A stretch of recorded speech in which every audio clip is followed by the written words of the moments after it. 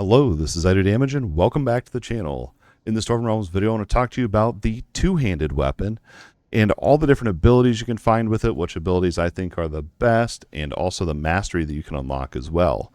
If you're new to Dwarven Realms, choosing your weapon can be kind of stressful because you kind of want to make sure you're picking the weapon that you want to stick with, because once you start to progress, you can actually increase your damage with all the weapon types. And you really want to pick one, because let's say you start off liking spear, so you get a bunch of spear damage stones, and then later on you decide you want to switch to two-handed. You're losing out on all those. You cannot get those stones back, so you're losing out on all that damage. So, you know, again, don't stress about it too much, but that is something to consider as well. And that's the purpose in the video, is helping you decide if two-handed weapons is the weapon type for you, what it all looks like, and what the skills look like, and the mastery and all that.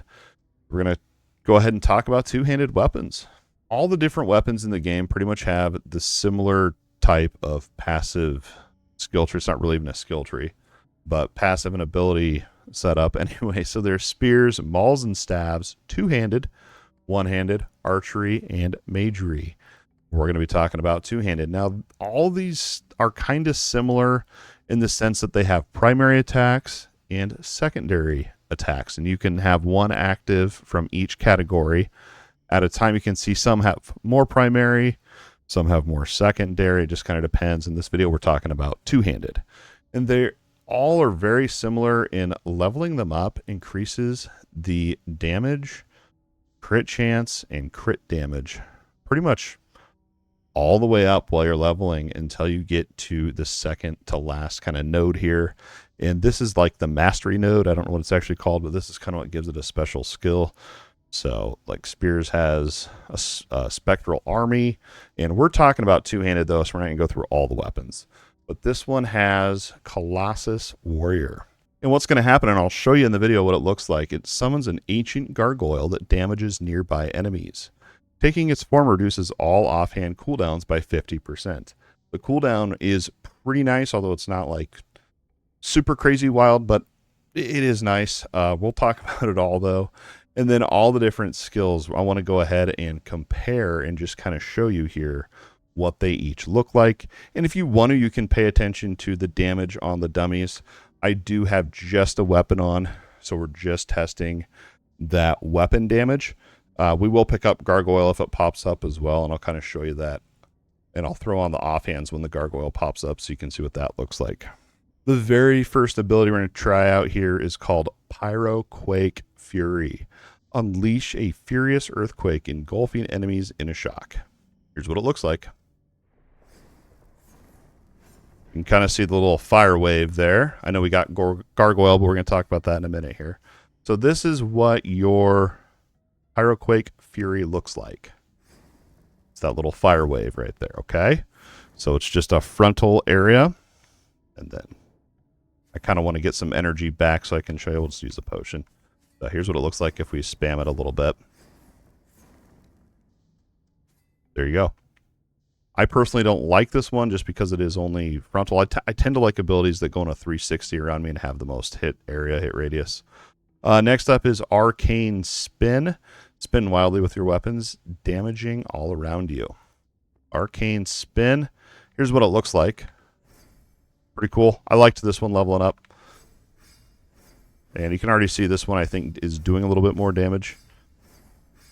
Oh, that's what it looks like. Here's what it looks like in gargoyle form. You can already see the damage kind of goes up a little bit. That's that ability. I think it looks all right. Again, I liked this one early on leveling up. It was all right. And as you're leveling these up, you'll unlock them. And you have to actually come in here and click on them to have that ability on your bar. Next up, we have Demonic Strike. Channel power into your weapon for a strike that damages your enemies. I don't even remember what this one looks like because I didn't really use this one much. So here we go. Here's what it looks like. It is, I think, in my opinion, kind of underwhelming. But here's what it looks like on the target dummy. And I don't know. I think all the offhands kind of do similar damage. I feel like this one does less. And I don't know if that's just because of the hit radius, although I just saw 22k DPS, which I think is the highest we've seen on the dummies yet. So I don't know, maybe there's a reason to use it. And then the fourth one is called Whirlwind. This is your spin to win. This is my go-to ability. This one's really nice. Here's what it looks like. You can already see it, 28k damage. The only issue with this one is you do have to be very, very, very close for it to actually hit. And I don't know. It seems like the closer you are, maybe the more damage you do. I don't know. But that is your Whirlwind spin to win ability. My personal favorite. And this is actually the second or third time now I've tested the damage. And I think that one actually does the most damage. Now, our next ability, and these are going to be your secondary attacks. And also, I guess it's worth pointing out that when you are using any attacks, you're charging up this glyph meter here in the middle. And when that's full, if you use your secondary ability, it will do 4 times damage. So, Fire Shockwave is the very first one we're going to talk about here. Unleash a devastating shockwave that damages enemies in its path. Here's what it looks like.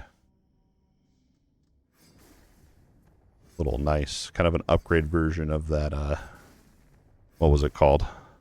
I don't remember. Pyroquake Fury, maybe? Kind of an upgraded version of that. Yeah, that's what it looks like, I think, I'm at energy.